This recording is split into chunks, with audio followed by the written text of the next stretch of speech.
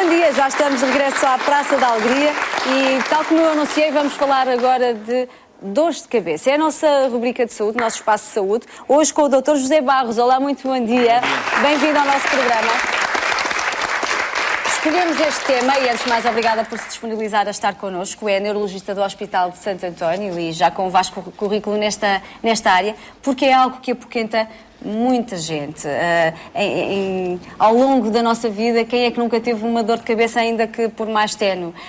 Agora vamos tentar descodificar os vários tipos de dor de cabeça. Antes mesmo de passarmos à sua exposição que preparou, eu sugeria, junto do nosso público, hoje está bem dividido, mas se calhar hoje dava prevalência às senhoras, porque normalmente as dores de cabeça estão associadas ao sexo feminino. É uma realidade?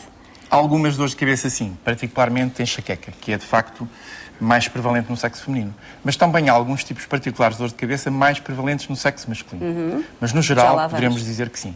E porquê que as mulheres são mais propensas às enxaquecas? Julga-se que os fatores hormonais terão uma grande influência nessa maior prevalência. A enxaqueca é 2 a 3 vezes mais prevalente na mulher do que no homem e está muito associada ao ciclo reprodutivo. Claro.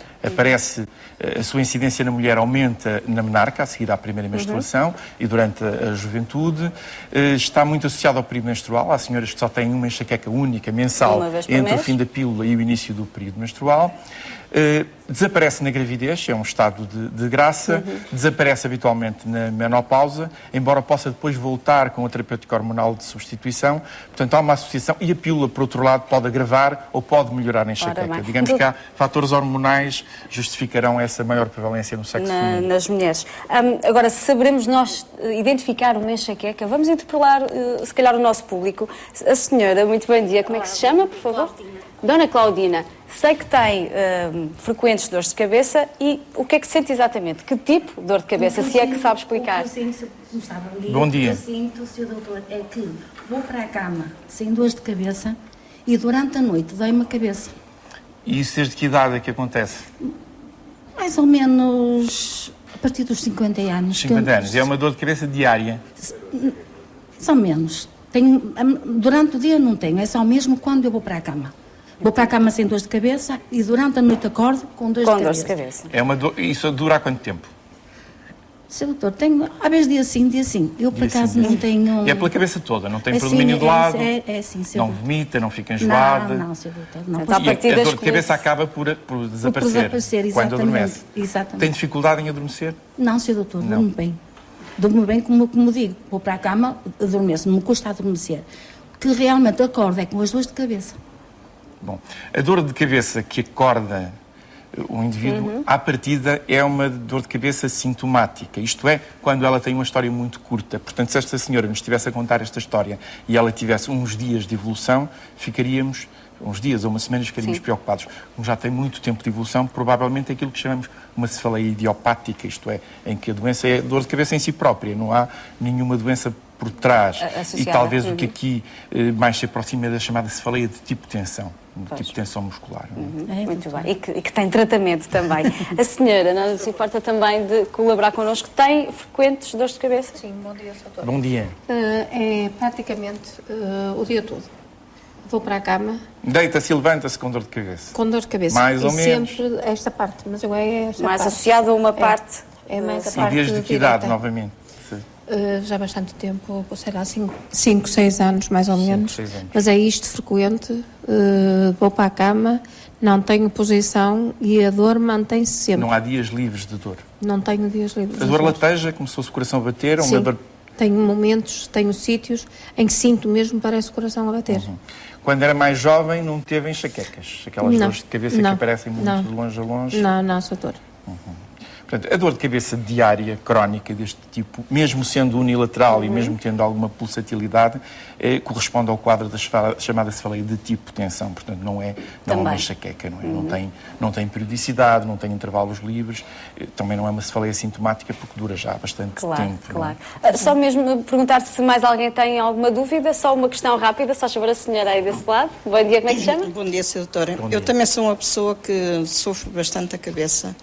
Tive enxaquecas em mais nova. Depois da menopausa realmente melhorou. Baixou um bocadinho. mas tenho quase todos os dias dores de cabeça. Aquela dor latejante, como o seu doutor diz. Raro dia não tenho. Por exemplo, agora estou aqui e tenho essa dor. Bom, este calor também não ajuda, não é? As luzes, mas é uma dor que não lhe impede a atividade, não lhe impede o seu funcionamento diário. Às vezes. Tenho alturas que tenho que me deitar. Porque não mas é diferente da dor de cabeça que tinha antes, da enxaqueca? Da enxaqueca, mais sim. leve, mas mais frequente. Mais leve. Esta é uma evolução habitual das pessoas, de algumas pessoas que têm enxaqueca ao longo da vida, quando são mais jovens, e depois, a partir de certa idade, a enxaqueca desaparece e fica esta cefaleia, ainda com algumas características de enxaqueca, mas mais com características de cefaleia tensional. Tem muito também a ver com o stress do dia-a-dia, com as preocupações, às vezes com a menor qualidade do sono. Do sono, esse é um fator importantíssimo. Obrigada. Vamos agora sim voltar ao nosso espaço e tentar explicar. Doutor, há muitos tipos de dor de cabeça, como nós percebemos. Se calhar ficamos aqui já junto do nosso vídeo-aula. Tentar perceber as diferentes dores de cabeça. Falamos normalmente em cefaleias, é uma dor de cabeça? Cefaleia é o nome técnico para dor de cabeça. Define-se não só como dor, mas como dor ou desconforto na extremidade cefálica. Cefaleia em si mesmo não é um diagnóstico, pode corresponder a muitas situações diferentes. Quando estamos doentes, independentemente da causa, quando temos uma gripe, quando estamos há muito tempo sem nos alimentarmos, quando temos uma infecção de qualquer natureza, temos dor de cabeça. E, portanto, o problema não é do cérebro nem do sistema nervoso. São fatores desencadeantes. As intoxicações, as abstinências. Por exemplo, o álcool é um bom exemplo. A intoxicação alcoólica aguda dá dores de cabeça, a abstinência alcoólica também dá dor de cabeça. Portanto, é um sintoma geral. Depois temos aquilo que mais preocupa as pessoas e mesmo os médicos, que são a cefaleia como sintoma de uma doença do sistema nervoso central.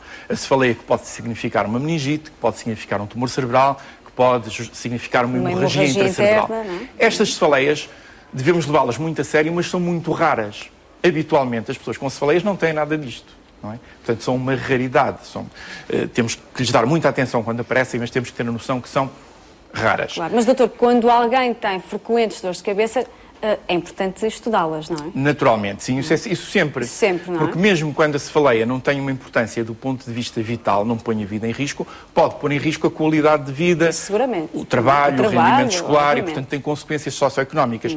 E quem tem muito essas consequências é este último grupo das cefaleias ditas funcionais, em que a cefaleia é ela própria a doença. A enxaqueca, a cefaleia de tipo de tensão, como já falamos aqui, a nevralgia do trigêmeo e vários outros tipos de cefaleias, em que, digamos, a cefaleia se esgota em si própria como doença. Não há nada por trás. O cérebro está bem, não tem nenhuma anormalidade, não é preciso fazer exames por causa disso. Claro, é apenas decorrente de algum comportamento nosso também, poderá ser, não é? De algum comportamento, mas mais do que um comportamento... Neste caso, não se alimentar, por exemplo, sim, devidamente. mas mais de comportamento de características genéticas neste último grupo, não é? Há pessoas que estão predispostas a ter este tipo de dor de cabeça. E por muito que façam, acabarão sempre por ter uma ou outra, não é? E porquê que existe essa predisposição? Tem a ver com a nossa genética, lá está. Tem a ver com a nossa genética. Isso hoje em dia é um campo que está muito estudado, a genética da enxaqueca.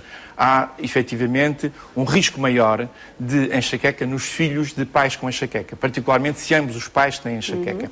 E há mesmo formas de enxaqueca que são doenças genéticas. A enxaqueca hemiplégica familiar, que é uma enxaqueca que, além da cefaleia e de outros sintomas associados, tem também paralisias transitórias, que duram 10, 20, 30 minutos. Essa enxaqueca hemiplégica familiar é ela mesma uma doença genética, em que um indivíduo tem uma probabilidade de 50% de a passar à geração seguinte. Portanto, o papel da genética é muito importante, particularmente e tem que ser estudado. Podemos passar ao próximo quadro, se faz favor? Penso que temos mais imagens, não é? Deveríamos ter. Há pessoas que já conseguem prever uma dor de cabeça. Que já conseguem sentir, digamos que, o início. Isso já nos leva isso quase são chamados pródromos. Isso aparece também particularmente na enxaqueca.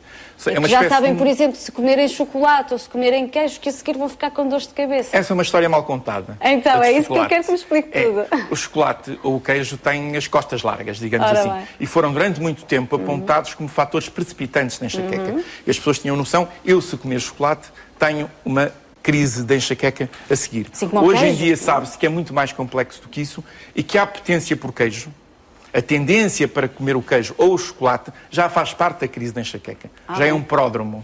E, portanto, a pessoa comeu o chocolate porque já estava com uma crise de enxaqueca ainda não manifesta. Isso já faz parte dos fatores dos pródromos. E fê-lo para compensar, de certa forma? Será isso? Não, é uma tendência natural. É uma tendência natural que não é dominada pelo próprio. É uma tendência inconsciente. Ter tendência pelo consumo de certo tipo de alimentos. Mas, no fundo, não é o chocolate nem o queijo que vão desencadear a enxaqueca. Sim, isso poderá fazer parte já da crise. Embora seja controverso. Também haja quem assim admita... como o inverso, tomar um café que poderá atenuar uma enxaqueca. Já agora, já que estamos aqui nos conselhos... O café é uma conselhos... arma de dois gumes na enxaqueca. O café, em algumas pessoas, é um precipitante da enxaqueca, pode estar associado à precipitação da enxaqueca. Na maioria das pessoas, faz parte da terapêutica da sua enxaqueca. Isto é, ajuda a resolver a crise da enxaqueca. Particularmente em pessoas habituadas ao consumo de cafeína. Aliás, antigamente havia comprimidos, e ainda há, para tratamento de enxaqueca que tinham cafeína na sua composição. Sim, são conhecidos. Vamos então aos exames necessários, ao diagnóstico. Não, este gráfico pretende dar-nos uma ideia de uma coisa que eu já disse antes, isto é, cefaleias toda a gente, em qualquer momento da vida, tem, ou quase toda a gente. Depois, alguns desses, menos, usam analgésicos uma vez ou outra. Menos ainda recorrerão ao médico de família por isso, menos ainda faltarão ao trabalho, poucos irão ao neurologista, menos ainda farão exames e só lá no topo da pirâmide estará um pequeno grupo que corresponde a situações orgânicas preocupantes, designadamente o tumor cerebral, que tanto preocupa as pessoas. Portanto, nós precisamos ter uma população de centenas de milhares de pessoas para termos meia dúzia de tumores cerebrais relacionados com essas cefaleias. A maior parte destas situações não são situações orgânicas. Claro. Bom, e felizmente há tratamentos para quase todas as dores de cabeça, não é? Não há cura para a maioria, mas há tratamentos para quase todas, não é? Isso, aliás, na medicina é muito assim. Nós cobramos poucas coisas, mas podemos tratar praticamente tudo, não é? Ora, vamos tentar perceber então os picos das várias dores de cabeça. Nós, para abordarmos as dores de cabeça, o ponto essencial é a conversa com o doente. Não é a tecnologia, não são as ressonâncias. Foi, no fundo, aquilo que começamos por fazer aqui na nossa conversa. É a conversa que terá que ser uma conversa muito mais profunda do que nós tivemos aqui, mais prolongada, e uma conversa, digamos, semi-estruturada. Isso é o fundamental em medicina e particularmente em neurologia e muito nas cefaleias, a conversa com o doente. E nessa conversa, o mais importante é nós percebermos o perfil de instalação da doença. Como é que a cefaleia se instalou? Nós temos aqui um perfil de instalação abrupta, que é aquela cefaleia que se instala de um momento para o outro. A pessoa é capaz de dizer qual era o reclame que estava a dar na televisão no momento em que a cefaleia apareceu. E é uma cefaleia que atinge o pico máximo de intensidade em poucos minutos ou segundos. Esta é sempre uma situação preocupante. Todas as cefaleias que têm este tipo de instalação, que são muitas vezes descritas como a pior dor de cabeça que o indivíduo já teve, são sempre para levar a sério. E podem corresponder a uma hemorragia meníngea, uma hemorragia subaracnoideia, não é? Portanto, é muito importante termos em atenção este perfil de instalação. Claro, mas é uma dor muito forte e que se sabe exatamente o momento exato em que ela se deu. Vamos ao próximo caso. Aqui temos a instalação aguda, mas não abrupta. A pessoa que sai de casa de manhã, já tem uma cefaleia relativamente leve, trabalha ainda bem durante a manhã, ao almoço já se sente incomodada, durante a tarde ela agrava-se ainda mais. E este perfil, que pode demorar a instalar-se horas, muitas horas, ou até 1 a 2 dias, digamos que não é muito específico. Pode corresponder a situações banais ou pode corresponder a situações preocupantes. Uma cefaleia do jejum tem este perfil, a cefaleia de uma gripe tem este perfil, mas a cefaleia de uma meningite também tem este perfil. Portanto, aqui é preciso outros dados na conversa com o doente para chegarmos ao diagnóstico. O que deve fazer a pessoa que tem, por exemplo, uma instalação não abrupta, que vai sentindo dor de cabeça aumentar ao longo do dia? Deve iniciar, por exemplo, deve tomar um analgésico assim que sente...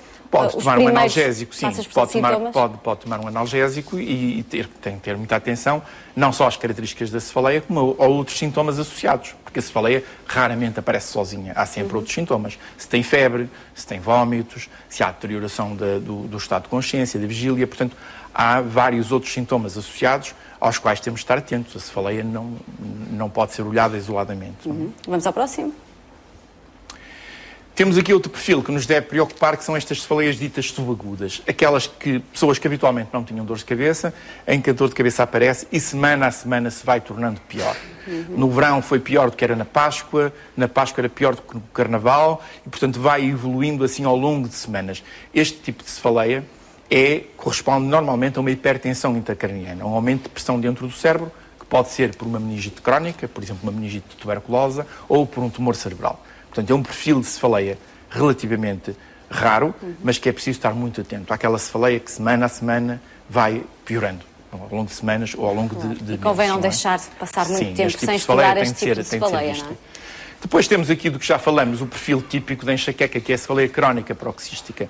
A pessoa, quando está com a crise, está muito mal, está incapaz para todas as suas atividades, quer profissionais, quer sociais, está no escuro, com luz apagada, não quer ouvir ninguém, náuseas, vómitos. Portanto, há mesmo um documento da Organização Mundial de Saúde que compara um dia de uma enxaqueca grave a um dia com uma tetraplegia, em termos funcionais. Parece exagerado, mas para alguns doentes com enxaqueca não é. Mas depois aquilo passa, ao fim de 4 a 72 horas, a situação resolve-se e a pessoa volta à sua vida normal. Mas e pode anda durar depois, 72 horas uma enxaqueca? Pode demorar até 72 horas, por definição, sim, 3 dias. Mas depois, resolvendo-se a situação, a pessoa tem a sua vida normal, isenta de sintomas. E depois, passado 15 dias, ou 3 semanas ou um mês, volta a outra crise destas. Pergunto, estas pessoas com cefaleias ou enxaquecas crónicas podem fazer uma terapia de prevenção? Ou seja, tomar medicamentos para prevenir continuamente? Sim, depende do número e do impacto que tem na qualidade de vida. E da resposta aos medicamentos de fase aguda. Imagine que uma pessoa tem 2 crises de enxaqueca por mês, que é dona de casa, que dorme um bocadinho, 2 horas e a cefaleia passa. Embora ela tenha 2 crises por mês, não é razão para fazer profilaxia, porque ela tem uma forma de as resolver. Ou que toma um comprimido que é extremamente eficaz na fase aguda e que a cefaleia se resolve. Também não haverá critério para profilaxia.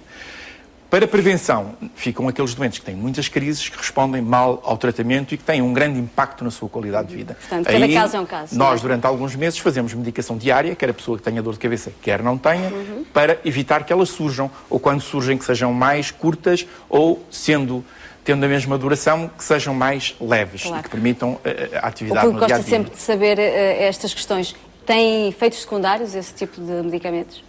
Todos os medicamentos ativos que têm efeitos terapêuticos, também têm efeitos secundários.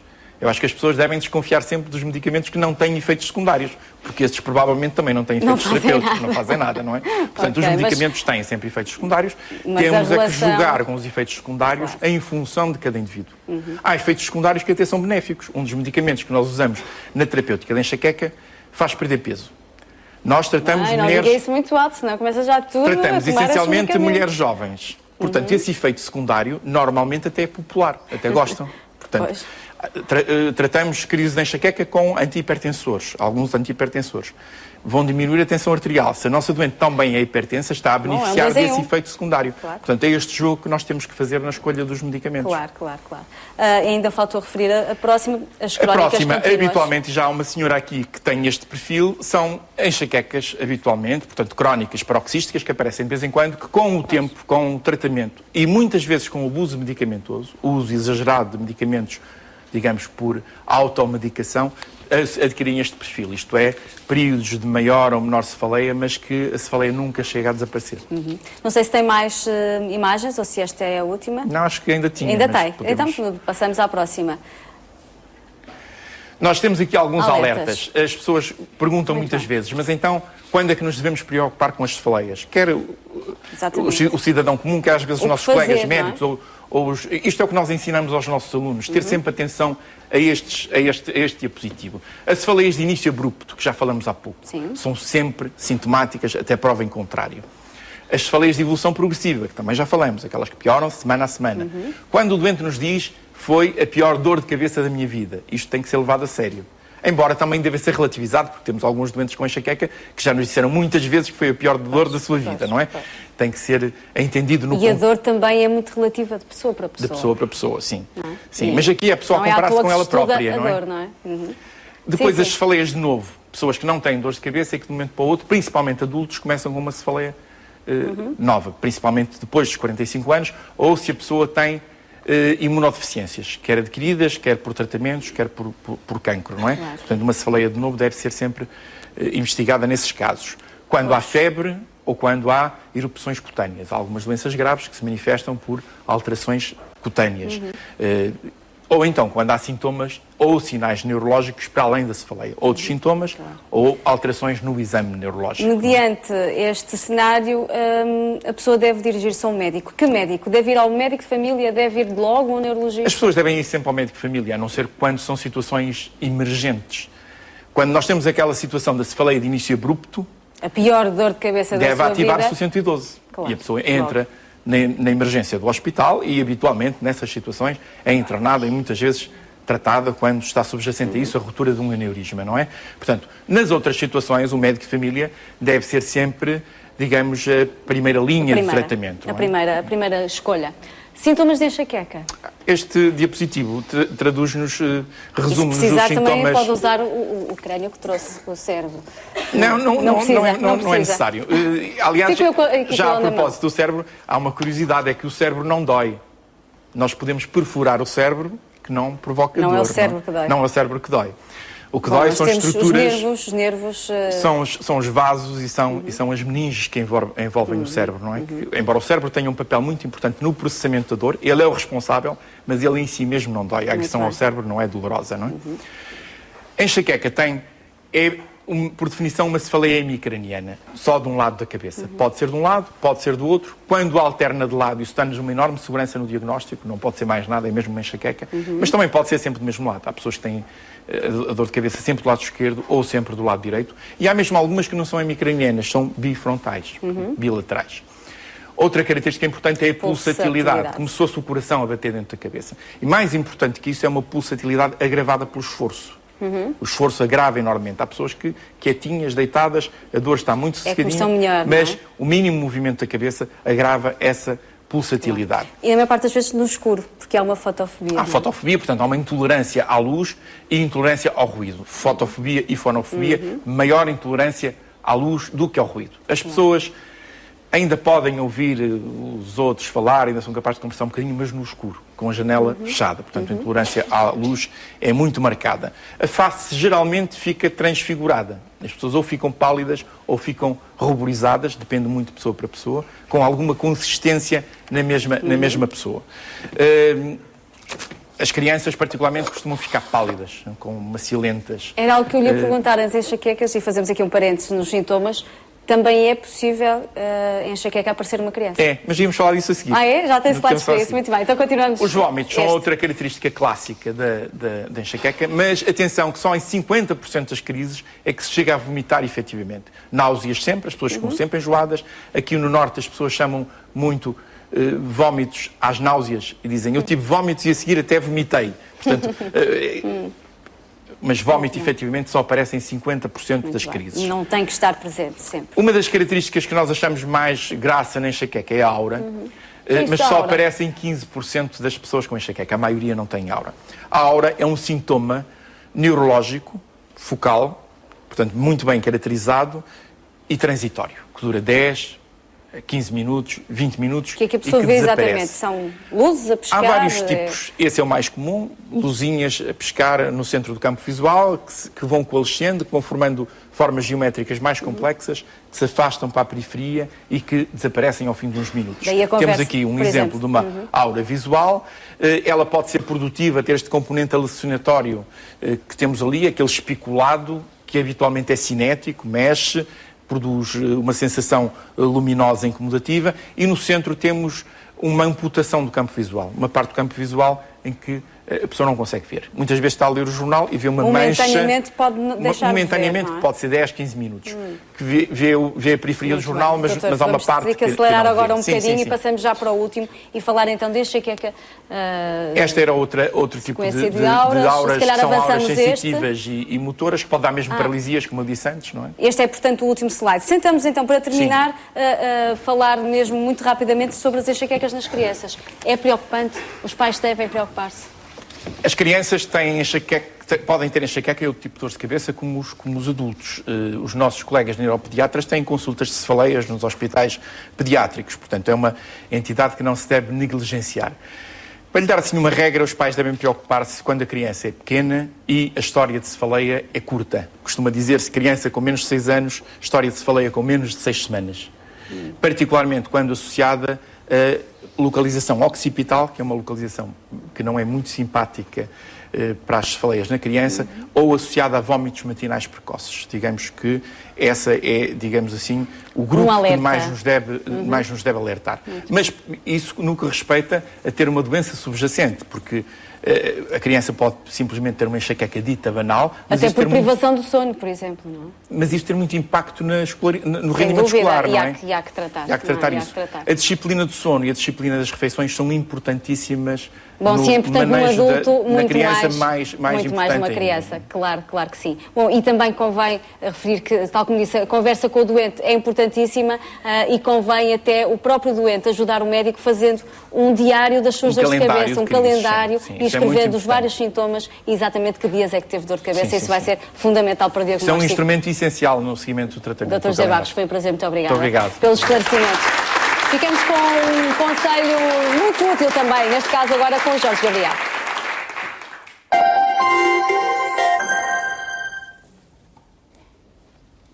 Já ouviu falar da televisão digital terrestre? Sabia que em 2012 pode ficar sem ver televisão se não mudar para este sistema? Imagine como será a sua vida se não puder ver o telejornal, a sua novela preferida, os jogos de futebol ou o nosso programa. Antes do apagão, prepare-se para a transição e peça o guia Televisão Digital Terrestre. Esta oferta da DECO ProTeste, criada a pensar em si, foi escrita numa linguagem muito simples e acessível para ajudar nesta mudança. Será a minha televisão compatível? Existe alguma comparticipação para a compra do equipamento? Serei obrigado a subscrever televisão por assinatura?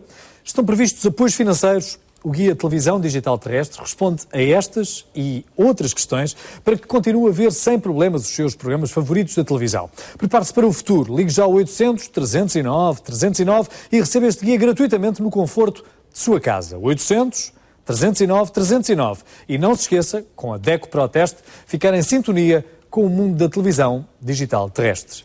É grátis.